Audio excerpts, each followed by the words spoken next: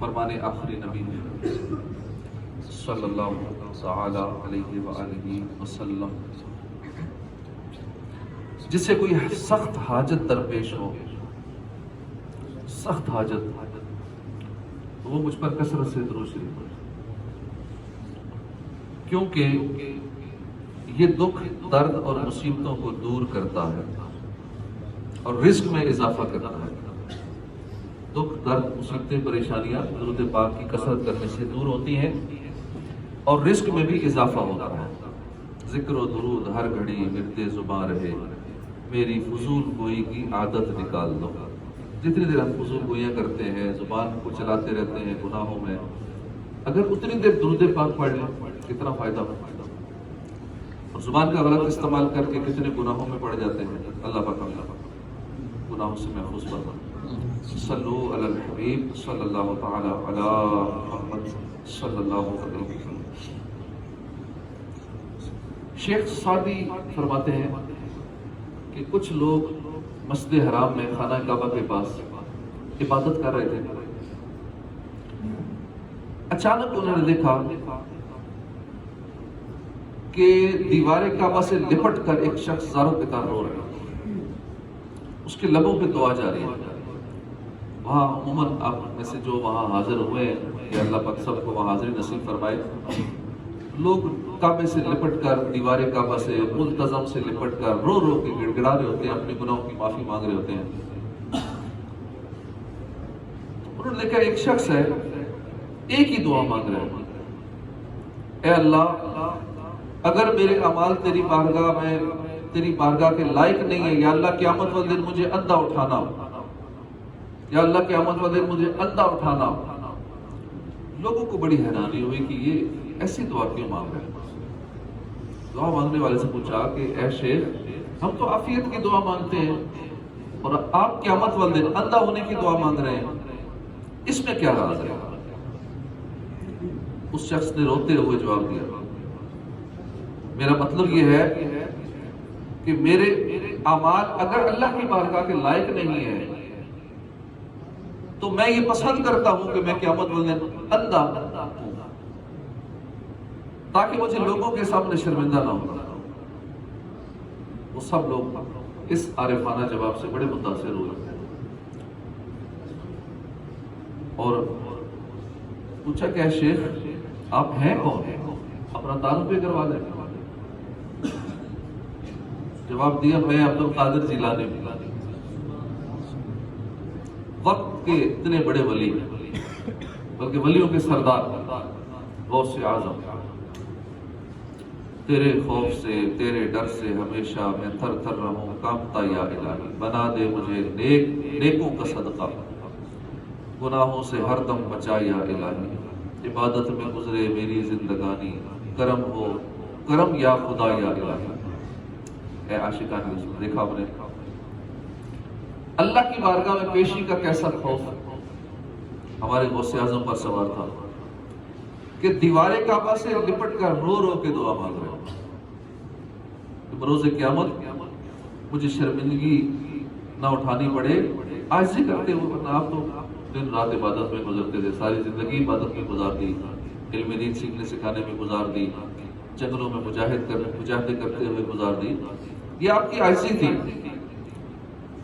کہ یا اللہ مجھے لوگوں کے سامنے شرمندہ نہ ہونا پڑے قیامت والے دن، میں اندھا ہونا پسند کروں گا۔ اندھا ہونے کی دعا مانگ رہے ہیں، کاش ہمیں بھی اللہ کی بارگاہ میں پیشی کا خوف نصیب ہو جائے، ہم بھی گناہوں سے اپنے آپ کو بچانے والے بن جائیں۔ یاد رکھیے قیامت کے دن ایک ترازو لازمی رکھا جائے گا جس میں ہمارے اعمال تولے جائیں گے۔ دو پرڑے ہوں گے، ایک ڈنڈی ہوگی جسے میزان کہتے ہیں، اس پر ایمان لانا، میزان کو حق سمجھنا کہ واقعی ایسا ہوگا، اعمال تولے جائیں گے، اس پہ ایمان لانا ضروری ہے، ہمیں حساب دینا پڑے گا، عمل تولے جائیں گے۔ جس کا نیکیوں کا پلڑا بھاری ہوگا وہی کامیاب ہوگا، وہی جنت کا حقدار ہوگا۔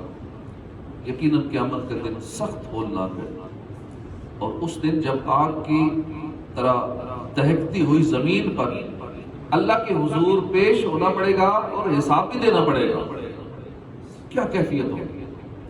آج کسی کو اپنا حساب دینا پڑ جائے، کسی بندے کے سامنے آڈٹ کرانا پڑ جائے تو اس کی کیا حالت ہوتی ہے، کتنا خوف زدہ ہوتا ہے۔ قیامت والے تو اللہ کے حضور پیش ہونا ہے، جہاں کوئی ہیلا بہانا، سفارش، کھلانا پلانا، یہاں تو بہت سارے نظام چلا لیتے ہیں، آڈٹ والوں کو پلا پلا کے مال دے کے اور معاملات کر کے بیچ میں سفارشیں ڈال کے وہ کسی طرح ٹل جائے، کوئی ہمارا ویک پوائنٹ نہ آئے۔ لیکن رب کی بارگاہ میں کوئی ہیلا بہانا، سفارش، مال کچھ نہیں چلے گا، حساب دینا پڑے گا۔ اللہ کے حضور جب پیش ہوگی کیفیت کیا ہوگی؟ آئیے قرآن کی زبانی اس کی منظر کشی سنتے ہیں۔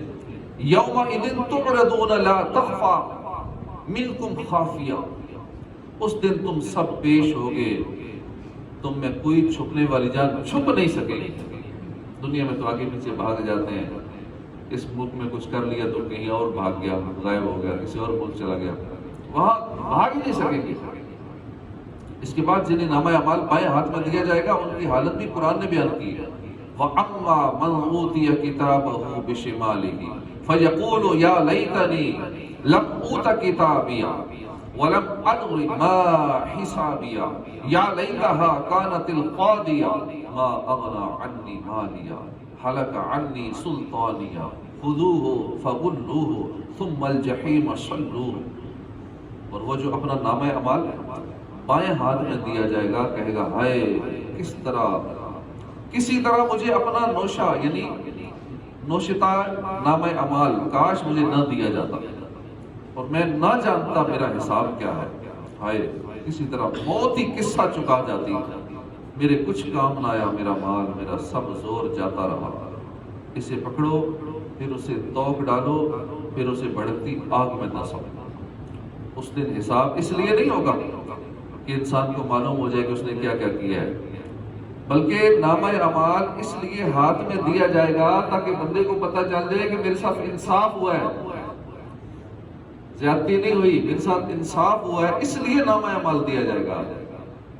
قرآن کریم سورہ قیامہ کی اندر ارشاد ہوتا ہے کہ یقول الانسان یومئذ این المفر کلا لا وزر الی ربک یومئذ بالمستقر ينبأ الانسان يومئذ بما قدم واخر بل الانسان على نفسه بصير۔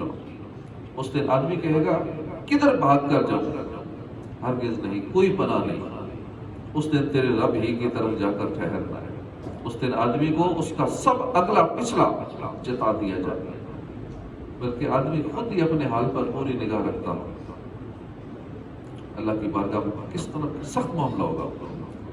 آدمی اللہ کے حضور کھڑا ہونے سے گھبرائے گا کیونکہ اس کے ہاتھ میں نامہ اعمال ہوگا جس میں سب کچھ لکھا ہوگا، جو اس نے دنیا میں کیا ہوگا، وہ گناہ بھی لکھے ہوں گے جو دن کی روشنی میں کیے ہوں گے، وہ بھی ہوں گے جو رات کے اندھیرے میں کیے ہوں گے، بڑا گناہ بھی ہوگا، چھوٹا گناہ بھی ہوگا، جو کمرے بند کر کے کیے ہوں گے، لوگوں سے چھپ کے کیے ہوں گے، حتیٰ کہ وہ گناہ بھی ہوگا جو دل میں چھپائے رکھے، دنیا میں کسی کے سامنے ظاہر نہ کیے، جیسے کینہ ہے، بغض ہے۔ اب یہ لوگوں کو نہیں محسوس ہوتا کہ اس کے دل میں کس مسلمان کا کینہ بھرا ہوا ہے، کتنے لوگوں کے بارے میں دل میں یہ بغض رکھے ہوئے، حالانکہ چھپے ہوئے گناہ ہیں، لیکن اس دن یہ چھپے ہوئے گناہ، یہ دل کے امراض، حسد، بغض، کینہ اور طرح طرح کے جو امراض ہمارے دل کو لگے ہوتے، یہ سارے یہ بھی وہاں کھل جائیں گے۔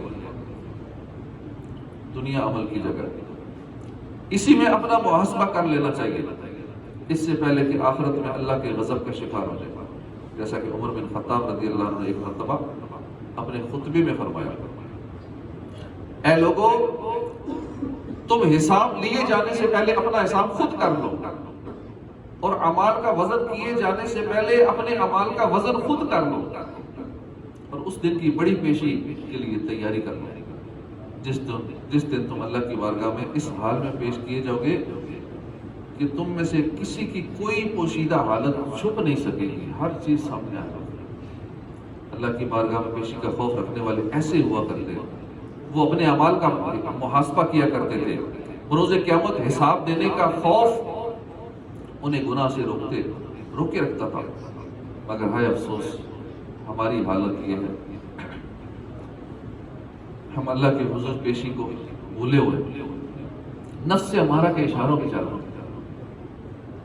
جب کبھی ضمیر ملامت کرتا ہے طرح طرح کی تعویلیں پیش کر کے اسے سلا دیتے ہیں، مگر اس کے باوجود ہم جانتے ہیں کہ ہم نے کیا کیا حق تلفیاں کی ہیں، ہم نے کن کا حق دبایا ہے، کہاں کہاں سے رزق حرام کمایا ہے، کن کن فرائض کو چھوڑا ہے، کہاں کا گناہوں کا ارتکاب کیا، ان سب کے بارے میں بہت کچھ ہمیں پتہ ہے، ہر بندے کو اپنا پتہ ہے، بہت کچھ بھولے ہوئے بھی ہیں، بہت ساری چیزیں میں نہیں یاد، کس کا حق دبا لیا، کتنوں کے پیسے کھا لیے، کتنوں کے دل آزاریاں کر لیے، بہت ساری باتیں نہیں بھی یاد، لیکن ادھر سارا کچھ سامنے ہوگا، ہر چیز یاد بھی آ جائے گی اور اپنے سامنے ہوگی، لکھی ہوئی ہوگی۔ ہمارے رب کریم کے علم میں سارا کچھ ہے، ہم چاہے بہت سارے گناہ بھول جائیں لیکن ہمارے اللہ کے علم میں ہے کس نے یہ کیا، نامہ اعمال کے دفتر میں سب درج ہے، اور ان سب باتوں کا ہمیں حساب دینا ہے۔ اے عاشقان رسول، ہم دعویٰ تو کرتے ہیں کہ ایک دن مرنا ہے، اللہ کے حضور حاضر ہونا ہے، سارے مانتے ہیں، کہتے ہیں سب باتیں ہمیں پتہ ہیں، ہم کیوں سنیں، کیوں درس و بیان میں بیٹھے ہیں، یہ وہی باتیں جو ہمیں پتہ ہے پھر عمل کتنا ہو گیا، ہمارے اعمال سے اس بات کا اظہار نہیں ہوتا، اگر پتہ ہے پھر ظاہر بھی ہونا چاہیے ان باتوں کا۔ اب غور کیجئے کہ اگر اللہ کی بارگاہ میں پیشی کا خوف ہوتا تو ہماری نمازیں قضا ہوتی، رمضان میں جتنے نمازی ہوتی ہیں، بعد میں آپ حالت آپ کے سامنے ہوگی، اللہ کی بارگاہ میں پیشی کا خوف ہوتا تو اس طرح نمازیں چھوڑتے، کیا فرض ہوتے ہوئے بھی روزوں میں سستی کرتے اگر اللہ کی بارگاہ میں پیشی کا خوف ہوتا؟ کیا ہم زکوٰۃ دینے میں کوتاہی کرتے؟ اگر بارگاہ الہی میں پیشی کا خوف ہوتا تو کیا ہم دوسروں کی غیبتیں کرتے؟ اگر اللہ کی بارگاہ میں پیشی کا خوف ہوتا تو کیا ہم جھوٹ بولتے؟ اللہ کی بارگاہ میں پیشی کا خوف ہوتا تو کیا ہمارے ہاتھ حرام کی طرف بڑھتے؟ کیا ہماری آنکھیں حرام کی طرف اٹھتی؟ اگر اللہ کی بارگاہ میں پیشی کا خوف ہوتا تو کیا پاؤں حرام کی طرف چلتے؟ اگر اللہ کی بارگاہ میں پیشی کا خوف ہوتا کیا ہمارے کان حرام سنتے؟ اگر اللہ کی بارگاہ میں پیشی کا خوف ہوتا تو کیا حرام کمائی ہمارے گھروں میں آتی؟ ہماری زبان حرام سے آلودہ ہوتی؟ کیا ہم دوسروں کے حقوق پامال کرتے؟ الغرض اگر اللہ کی بارگاہ میں پیشی کا ہمارے دل میں خوف ہوتا تو کیا گناہوں میں ہمارا دل لگتا یا ہم نیکیاں کرنے والے بنتے؟ یقیناً اگر ہم غور کریں تو خوف خدا ہمارے دلوں سے کم ہوتا نظر آتا ہے، تبھی تو طرح طرح کی بیماری ہمارے معاشرے میں، تبھی تو گناہوں کا سلسلہ ہے کہ اللہ کا خوف نہیں ہے، طرح طرح کی آفات میں ہم گرفتار ہیں۔ قرآن کریم ہمیں غفلت سے بیدار کرتے ہوئے فرما رہا ہے، یا ایھا الذین آمنوا اتقوا اللہ حق تقاتہ ولا تموتن الا وانتم مسلمون، اے ایمان والو اللہ سے ڈرو، کیسے ڈرو؟ جیسے ڈرنے کا حق ہے، ہرگز نہ مرنا مگر مسلمان، اگر مسلمان نہیں مریں گے نا تو پھر برباد ہو جائیں گے، ہمیشہ کے لیے جہنم کی سزا۔ ہمیں خوف خدا بنانے کی کوشش کرنی ہوگی، خوف خدا ہمیں گناہوں سے باز رکھے گا، خوف خدا ہمیں آخرت کے عذاب سے امن دلائے گا، جیسا کہ حدیث قدسی ہے کہ مجھے اپنے عزت و جلال کی قسم، میں اپنے بندے پر دو خوف جمع نہیں کروں گا، اگر وہ دنیا میں مجھ سے ڈرتا رہے تو میں بروز قیامت اسے امن میں رکھوں گا۔ خوف خدا کیا ہوتا ہے؟ اس سے مراد کیا ہے؟ اللہ کی خفیہ تدبیر، اس کی بے نیازی، اس کی ناراضی، اس کی پکڑ، اس کی طرف سے دیے جانے والے عذابوں، اس کے غضب، اس کے نتیجے میں ایمان کی بربادی وغیرہ سے خوف زدہ رہنے کا نام خوف خدا ہے۔ لہٰذا وہی خوف خدا نجات دے گا جو اللہ کی نافرمانی سے روکے اور عبادت اور فرما برداری پر ابھارے، وہ خوف خدا کام والا ہے۔ ویسے کہ ہم اللہ سے بہت ڈرتے ہیں، نماز ایک نہیں پڑھنی، اللہ سے بڑا خوف ہے سارا دن گناہ کرنے، اللہ کا بڑا خوف ہے حرام روزی کمانی ہے، یہ تو جھوٹ ہو گیا، ایسے اپنے آپ کو دھوکہ دے رہے ہیں، کیونکہ خوف خدا وہ ہے جو بندے کو نیک بنا دے، جو بندے سے سارے گناہ چھڑوا دے، جو بندے کو نیکیوں پر ابھارے، اپنی مرنے سے پہلے موت کی تیاری کروا لے، وہ ہے خوف خدا۔ حضرت ابوبکر صدیق ایک دن قیامت اور میزان، جنت، دوزخ، ملائکہ کی صفیں باندھنے، آسمان کو لپیٹے جانے، پہاڑوں کے اڑنے، سورج کے لپیٹے جانے، ستاروں کے بکھرنے کے بارے میں غور کرنے لگے۔ ہمیں بھی یہ غور کرنا چاہیے کہ پہاڑ اتنے مضبوط ہیں لیکن یہ روئی کی طرح اڑیں گے، یہ زمین بالکل فلیٹ ہو جائے گی، تانبے کی ہو جائے گی، ستارے جھڑ جائیں گے، آسمان لپیٹ دیا جائے گا، ہر چیز پھوڑ ختم ہو جائے گا سب کچھ. تو صدیق اکبر بھی یہی سوچ رہے تھے، غور کرنے لگے. پھر فرمایا میرے لیے یہ بہتر اور پسندیدہ تھا کہ اس سبزے میں سے میں یہ سبزہ ہوتا، کاش میں یہ گھاس ہوتا، جانور کھا جاتے، قصہ تمام ہو جاتا. چوپائے میرے اوپر آتے مجھے کھا جاتے، میں پیدا ہی نہ ہوتا. اب وہ ہستی صدیق اکبر، اتنی بڑی شخصیت، اتنے تمام انسانوں میں سب سے اعلیٰ درجے والے، وہ یہ فرما رہے ہیں جن کو جنتی ہونے کی بشارت میرے آقا نے، جن کا اتنا بڑا مقام ہے، وہ جب یہ سوچتے ہیں سارے معاملات کے بارے میں، کہہ رہے ہیں یا اللہ میں پیدا ہی نہ ہوگا، ہمارا حال کیا ہوگا؟ ہم غور کریں، ہم حساب کیسے دیں گے؟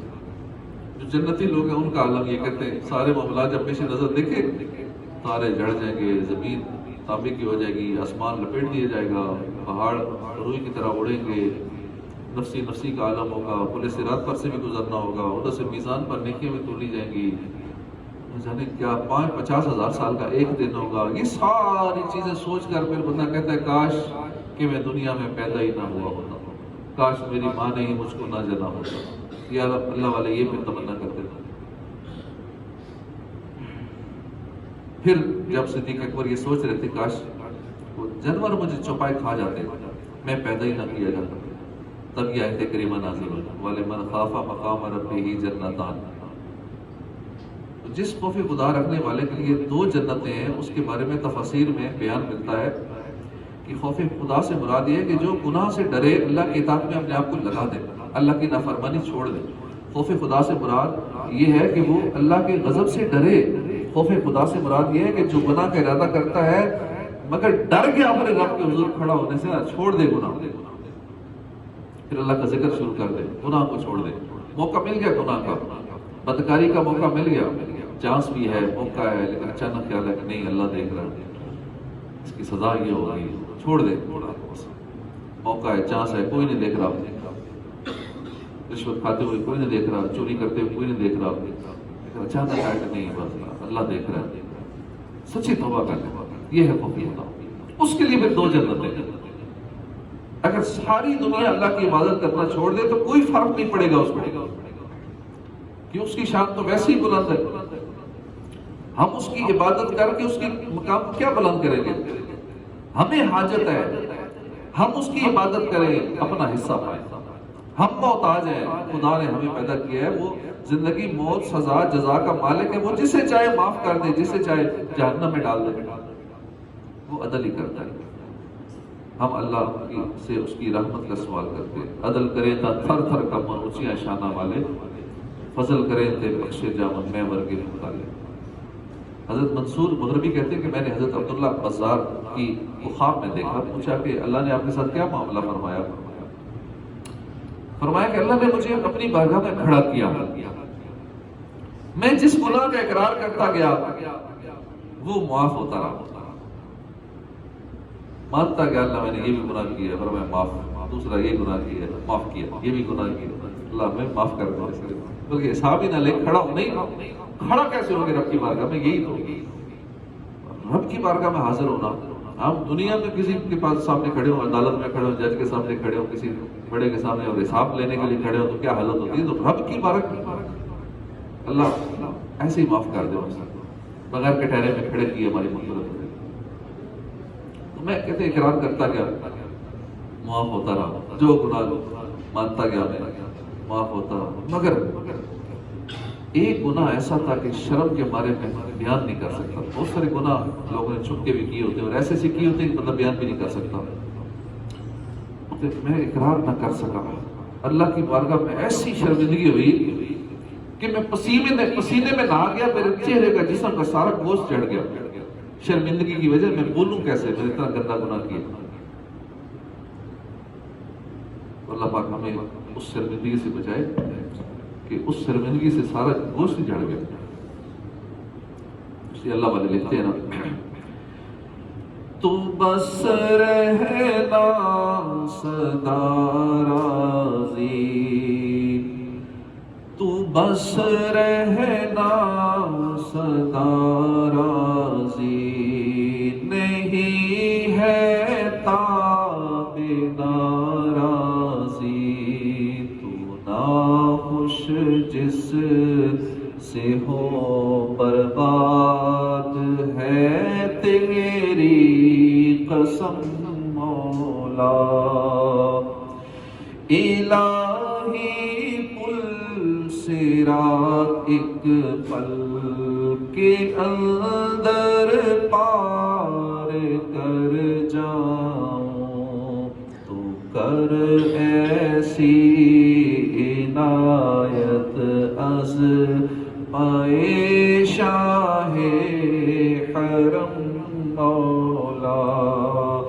عطا کر عافیت تو نزع قبر و حشر میں یا رب، وسیلہ فاطمہ زہرا کا کر لطف و کرم مولا۔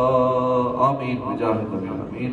اللہ پاک ہم سے ہمیشہ کے لیے راضی ہو جائے۔ بزرگان دین آخرت میں اللہ کی بارگاہ میں پیشی سے تو خوفزدہ رہتے تھے، مگر دنیا میں بھی ان کی یہ حالت ہوتی تھی کہ جب بھی اللہ والے نماز میں کھڑے ہوتے تھے اللہ کی بارگاہ میں، یہ بھی اللہ کی بارگاہ میں حاضری ہے، ہم پانچوں ٹائم آتے ہیں نماز پڑھنے، تو جب اللہ اکبر کہہ کے ساری دنیا سے رشتہ توڑ کے ہم رب کی بارگاہ میں حاضر ہو جاتے ہیں، تو ہمیں روز یہ موقع ملتا ہے 5 وقت، لیکن ہم توجہ نہیں ہوتی ہماری۔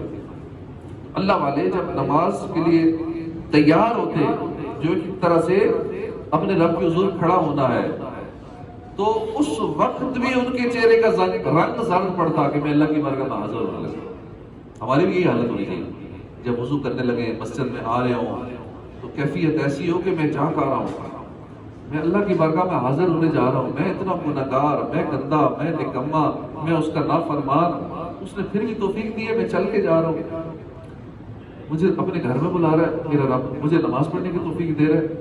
حالت ہی بدل جانی چاہیے، مطلب دنیا کی طرف سے توجہ ساری ہٹ جائے کہ میں جا کہاں رہا۔ اللہ والوں کی کیفیت ہوتی ہے۔ حضرت ابراہیم علیہ السلام اللہ کے نبی ہیں، جب نماز کے لیے کھڑے ہوتے تو خوف خدا کی وجہ سے دل کی دھڑکن اتنی تیز ہو جاتی 1 میل تک آواز سنائی دیتی تھی۔ اسی طرح امام زین العابدین علی بن حسین رضی اللہ عنہ جب وضو فرماتے تو وضو کرتے ہی چہرے کا رنگ بدل جاتا تھا۔ پوچھنے پر فرماتے کیا تمہیں معلوم نہیں ہے کہ میں کس کی بارگاہ میں حاضری کا ارادہ رکھتا ہوں؟ ذرا غور کیجئے ان پاکیزہ شخصیات کی نمازوں کا عالم کیا تھا کہ خود کو اپنے رب کی بارگاہ میں حاضر تصور کرتے، اور ایسا کیوں نہ کرتے کہ آقا دو جہاں کا فرمان ہے کہ تم اللہ کی عبادت ایسے کرو گویا تم اللہ کو دیکھ رہے ہو۔ اور اگر یہ نہیں ہو سکتا تو یہ تو ضرور یقین ہے نا کہ اللہ دیکھ رہا ہے، اس لیے جب رب کی بارگاہ میں حاضر ہوں تو یہ تصور ہو کہ میں اللہ کو دیکھ رہا ہوں، اگر نہیں یہ تصور تو پھر یہی سوچو کہ اللہ مجھے دیکھ رہا ہے، میں اس کی بارگاہ میں کھڑا ہوں۔ یہی وجہ ہے کہ ہمارے بزرگان دین بھی جب نماز کے لیے کھڑے ہوتے تو خوف خدا کے باعث ان کے دل کی دھڑکن تیز ہو جاتی، چہرے کا رنگ بدل جاتا۔ بزرگان دین کی سیرت سے ہمیں نماز کا اہتمام کرنے کا درس ملتا ہے۔ ہونا تو چاہیے تھا کہ ہم بھی نمازوں کا خوب اہتمام کرتے، مگر افسوس ہم فضول باتوں بسا اوقات نہ کرنے والے کاموں میں مصروف رہ کر نمازیں قضا کر دیتے ہیں۔ نہ نماز قضا کرنے کا احساس ہوتا ہے، نہ رب کی نافرمانی کی پرواہ رہتی ہے۔ مقام افسوس ہے کہ ہمارا رب ہمیں دن رات ڈھیروں نعمتیں بن مانگے عطا فرما رہا ہے، مگر ہمیں پورے دن میں صرف 5 نمازوں اور اس کی بارگاہ میں سجدہ کرنے کی توفیق نصیب نہیں ہوتی۔ افسوس ہم بیماریوں، پریشانیوں، تکلیف سے بچنے کے لیے لوگوں کے بتائے ہوئے اوراد و وظائف شروع کر دیتے ہیں، مگر آخرت کی نعمتوں کو پانے کے لیے، اللہ کے عذاب سے بچنے کے لیے جس رب غفار نے قرآن کریم میں نماز کا حکم دیا، اس کی فضیلت بیان فرمائی، اس پر عمل نہیں کرتے۔ جو وسیلہ کسی بندے نے وظیفہ بتایا، یہ مسئلہ ہے، ہاں یہ وظیفہ پڑھو حل ہو جائے گا مسئلہ، اس پہ عمل کر رہے ہیں۔ جو رب نے بتایا ہوا ہے اس پہ عمل نہیں کر رہے کہ یہ کرو تم جہنم کے عذاب سے بچ جاؤ گے، یہ کر لو تمہیں جنت ملے گی، اس رب کی نہیں مان رہے، بندے کی مان رہے۔ یہ وظیفہ کر لو تو امیر ہو جاؤ گے، یہ وظیفہ کر لو بیماری ختم ہو جائے گی، فلاں وظیفہ پڑھ لو یہ ہو جائے گا۔ اب بندے بھی یقین ہے، رب بھی یقین نہیں، بڑی عجیب حالت ہے ہماری۔ ہم اسے ہر ایک غور کرے کہ نماز جیسی افضل عبادت کا کس قدر ہم اہتمام کرتے ہیں. وظیفے سارے پڑھ لیں، نماز دیکھنا پڑے. یہ سب سے بڑا وظیفہ ہی نماز ہے. یہ کرے تو آپ کے سارے مسئلے حل ہو جائیں گے، دنیا کی بھی آخرت کی بھی. اللہ کے دربار میں حاضری کے لیے بلانے والے مؤذن کی دعوت پر میں کتنی بار لبیک کہتا ہوں، مسجد میں حاضر ہو جاتا ہوں. اس پہ ہم غور کریں. محبوب کا منادی آواز دے رہا ہے، آج آئے مجھ سے ملنے جو صاحب وفا ہے، وہ دل جو پالے ذکر محبوب کی حلاوت دنیا کی لذتوں سے سیری. پھر اس کو کیا ہے؟ جس کو نماز میں لذت مل جاتی ہے، جس کو اللہ کے ذکر میں لذت مل جاتی ہے، وہ پھر دنیا کی لذتوں سے بےگانہ ہو جاتا ہے. اللہ پاک ہمیں پکا سچا نمازی بنائے اور اللہ کی بارگاہ میں حاضری کا خوف ہر وقت ہمیں پریشان کیے رکھے. اللہ ہم سے راضی ہو جائے. آمین بجاہ النبی الامین صلی اللہ علیہ وآلہ وسلم.